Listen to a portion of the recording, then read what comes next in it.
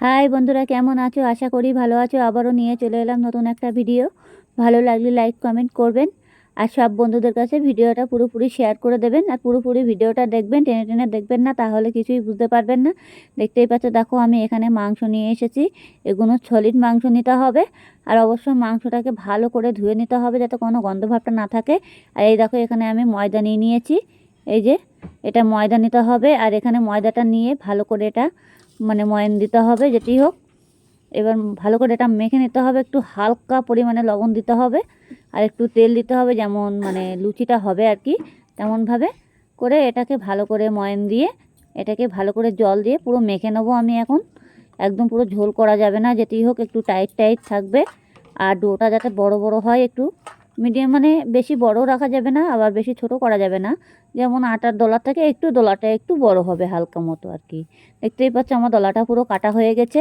এই দেখো, কড়াইতে আমি তেল দিয়ে দিয়েছি অলরেডি।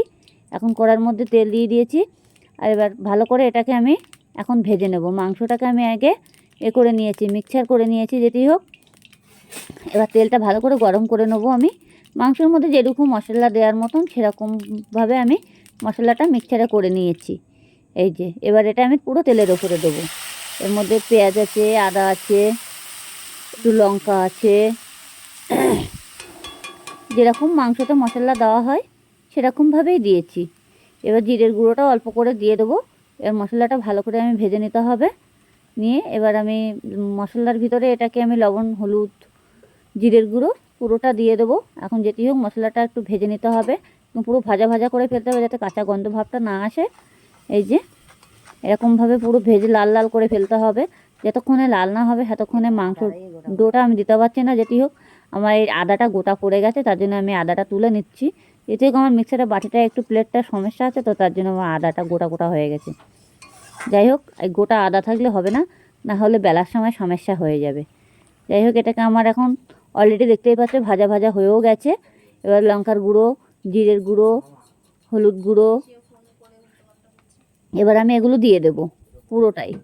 এবার যেটুকু যেটুকু লাগবে সেইভাবে দিতে হবে, যাতে পুড়ে না যায়। আবার হলুদটার জন্য সেইভাবে দেবে। এবার আমি লবণটা দিয়ে দিচ্ছি। লবণটা হাতে রেখে দেবে যাতে ময়দার ভিতরে পুরোপুরি হয়ে যায়, যাতে আবার কম না হয় আবার বেশি না হয়। বেশি হয়ে গেলে তো পুড়ে যাবে, খাওয়া যাবে না। যেটি হোক, এটাকে আমি ভালো করে ভেজে নিয়েছি। দেখো একদম পুরো লাল লাল হয়ে গেছে ভাজাটা, আর কত সুন্দর কালার চলে এসেছে। এরকমভাবে ভেজে নিতে হবে। এবার আমি মাংসটা যে আমি ছোটো ছোটো টুকরো টুকরো ছিল সেটা আমি মিক্সচারে ভালো করে বেটে নিয়েছি, ঘষে নিয়েছি। এটা একদম পুরো মিহি হয়ে যাবে, মিক্সচারে করে নিয়েছি। নিয়ে এটাকে আমি এখন এটার ভিতরে দিয়ে দেবো। যেটি হোক এটাকে ভালো করে হালকাভাবে আরেকটুভাবে ভেজে ভেজে নিচ্ছি। এই দেখো মাংসটা আমি এখন একটা প্লেটের মধ্যে তুলে নিয়েছি। এই দেখো একদম দেখতেই বুঝতেই পারবা যেটা একদম পুরো মাংস, কিন্তু মাংসটার কালারটা কত সুন্দর চলে এসেছে, একদম পুরো মিহি হয়ে গেছে মাংসটা। আমি পুরো মিক্সচারে করে নিয়েছি, বেটে নিয়েছি। এবার এটাকে ভালো করে ভাজতে হবে। অলরেডি দেখতেই পাচ্ছি পুরো ঝুড়ো ঝুড়ো হয়ে গেছে, আর এটার মধ্যে কোনো দানা ভাব নেই আর কি। হাত দিয়ে চাইলেও একদম পুরো হয়ে যাবে, বেললে পুরো ময়দার মতো হয়ে যাবে। এটা পুরো ভাজা হয়ে গেছে আমার অলরেডি। এই দেখো একদম এত টেস্টি হবে খেতে, না করলে বুঝতেই পারবে না। আর বাচ্চাদের তো মুখরুচি খাবার এইসব খাবার, আর বাইরে খেতে গেলে প্রচুর টাকা দাম এমনিতে এগুলো মাংসের পরোটা। যাই হোক, এরকম আমার ডোটা করা ছিল, দলাটা, সেই দলাটা দিয়ে আমি এখন আস্তে আস্তে করে আমি এটাকে ভালো করে মুড়ে নেব। ভালো করে মুড়ে নিতে হবে, আবার যাতে ফেটে বেরিয়ে না যায় সেরকমভাবে দেখতে হবে, একটু খেয়াল রাখতে হবে যাতে আস্তে আস্তে করে ডোটা ভালো করে মুড়িয়ে নিয়ে একটা পাক দিয়ে দেবো আমি। এরকম এক এক করে পুরো দোলাটাই আমি মুড়িয়ে মুড়িয়ে নেবো। এই দেখো আমার ডোটা হয়ে গেছে অলরেডি। এবার আমি হালকা হালকা করে একটু চ্যাপটা চ্যাপটা করে নেব। এই যে এবার চ্যাপটা চ্যাপটা করে নিয়ে আমি যেটি হোক তেল দিয়ে বেলবো না, হালকা হালকা একটু গুঁড়ো দেবো, ময়দা দিয়ে একটু হালকা করে বেলে নেবো। তেল দিলে কী হবে, এটা একটু ছাড়িয়ে ছাড়িয়ে যাবে, যেটি হোক তেল দেবো না। এবার দেখো কত সুন্দর সুন্দর হয়ে গেছে। একটু চ্যাপটা চ্যাপটা করে নিতে হবে যাতে এই মাংসগুলো যাতে ভিতরে পুরোটা ছড়িয়ে যায়। এইভাবে আমি পুরো দোলাগুলো এক এক করে পুরো দোলাগুলো আমি করে নেব। পুরোটা করে নিতে হবে, যেটি হোক পুরোটা না হয়ে গেলে এখন হবে না। আবারও আমি হালকা করে একটু বেলে নেব। এটা বেলে নিয়ে আমি আবার মাংসগুলো পুরোটাই দিয়ে দেবো। এই দেখো আমি বেলে বেলে নিচ্ছি, দেখতেই পাচ্ছ। এই যে এরকমভাবে বেলে নিতে হবে একটু। এই যে বেশি বড় করা যাবে না, আবার বড় করলে তখন এটা কি হবে, ডোটাকে নেওয়া যাবে না। আমি এবার তুলে নিলাম, নিয়ে এবার এর ভিতরে আমি মাংসটা আবারও দিয়ে দিচ্ছি। দেখে নাও, তোমরা এভাবে করে নেবে। আর ঘরে বসে এই রেসিপিটা একবার করে দেখো, খেতে যে এত স্বাদ সে বলার মতো না, মানে খুবই স্বাদ, অসাধারণ। আপনার একবার খেলে বারবার খেতে ইচ্ছে করবে এই মাংসর পরোটা, না করলে বুঝতে পারবে না। যাই হোক, দেখো আমার অলরেডি আবারও আমি করে নিচ্ছি।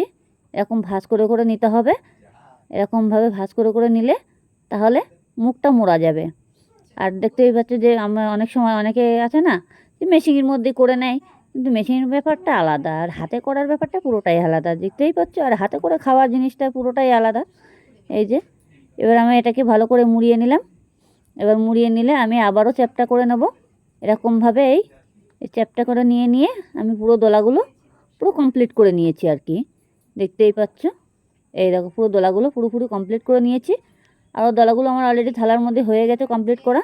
হালকা হালকা একটু গুঁড়ো দিতে হবে, এবার দিয়ে এরকম দলাগুলো পুরো কমপ্লিট করা হয়ে গেছে। দেখতেই পাচ্ছ, হালকা করে একটু গুঁড়ো দিতে হবে, দিয়ে এবার বেলা শুরু করে দেবো আমি। এবার দেখো বেললে পরে পুরো মাংসটা চারি জায়গায় ছড়িয়ে যাবে, যাতে এক জায়গায় থাকে না। এক জায়গায় থাকলে তখন ভাজতে অসুবিধা হবে, ফেটে যাবে। এই দেখো আমি বেলে নিয়েছি। এই যে দেখেছো মাংসগুলো কত সুন্দর চারি সাইডে সাইডে ছড়িয়ে গেছে আর ফুটে ফুটে উঠেছে। দেখতেই পাচ্ছ, এগুলো কিন্তু বেরোবে না, যেতেই হোক এগুলো বেরোবে না, আর বেরোনোর কোনো কায়দাই নেই। দেখো এরকম ভাজলে পরে আর এত টেস্টি হবে খেতে, না খেলে বুঝতেই পারবে না। যাই হোক, আমি পুরোপুরি আবারও বেলে নেব। এই যে এক এক করে পরোটাগুলো সব পুরোটাই বেলে নিলাম, মাংসের পরোটা। এবার আমি তাড়াতাড়ি করে তাওয়া বসিয়ে দেবো।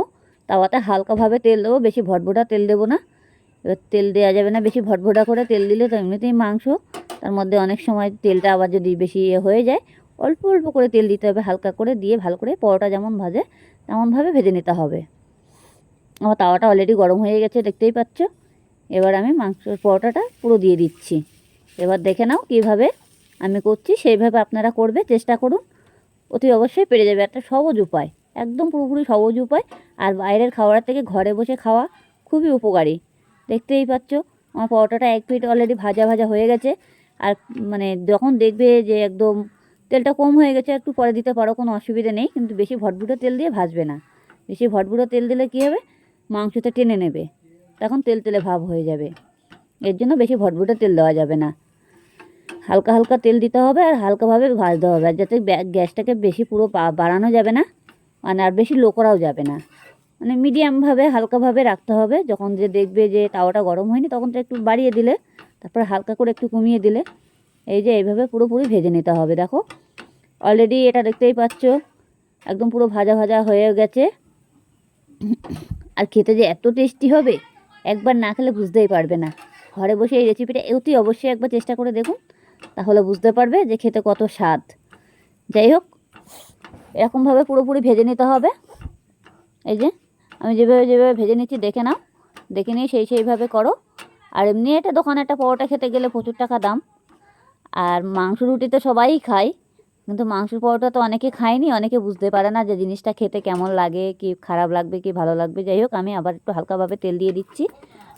এবার তেলটা দিয়ে দিলাম, দিয়ে এটাকে ভালো করে এপিট ওপিট করে পুরোপুরি ভেজে নিচ্ছি। এই যে দেখো আমার যখন পরোটাগুলো পুরোপুরি ভাজা হয়ে যাবে, কালারটা এত সুন্দর চলে আসবে, না দেখলে বুঝতেই পারবে না। যাই হোক, এই যে খুবই সুন্দর কালার চলে আসবে। এটা কিন্তু হালকা তেলটা কম হয়ে গেছে, কিন্তু আগেরগুলো পুরোপুরি তেল হয়ে যায় ঠিকঠাক, যে তেলটা এবার আমি বেশি দিইনি। এবার দেখো কালারটা কত সুন্দর চলে এসছে। এবার বাকি পরোটাগুলো আমার সব ভাজা হয়ে গেছে, আমি থালার মধ্যে তুলে নিয়েছি। এবার দেখো এই হটপটের মধ্যে রাখতে হবে পরোটাগুলো পুরোপুরি। এই যে এবার থালা থেকে বার করে নিয়েছি, দেখো কত সুন্দর। ভালো লাগলে লাইক কমেন্ট করবেন, আর সব বন্ধুদের কাছে ভিডিওটা পুরোপুরি শেয়ার করে দেবেন।